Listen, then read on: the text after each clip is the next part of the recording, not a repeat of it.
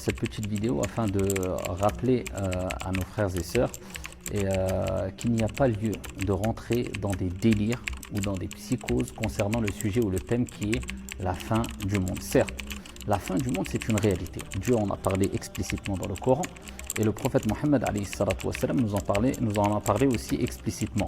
Par contre, on sait toutes et tous que personne ne sait quand aura lieu la grandeur, c'est-à-dire la fin du monde de façon exacte bien sûr.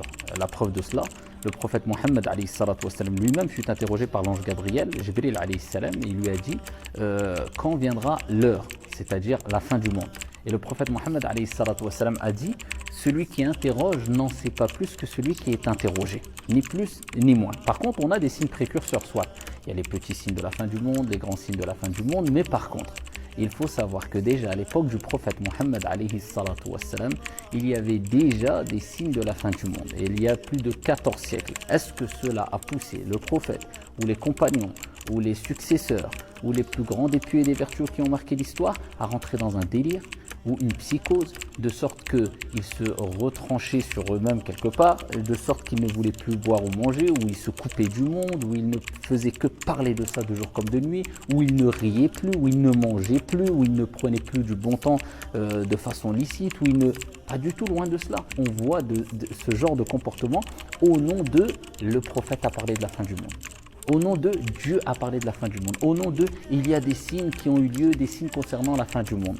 Et ça, c'est une pure erreur, et c'est rentré dans un délire, et ça, c'est un jeu du diable qui veut faire rentrer certaines personnes de nos frères et sœurs, qui ont souvent des bonnes intentions, mais ici, qui veut les faire rentrer, ici dans Al-Wasawis, les insufflations sataniques, les délires, jusqu'à devenir quelquefois fous.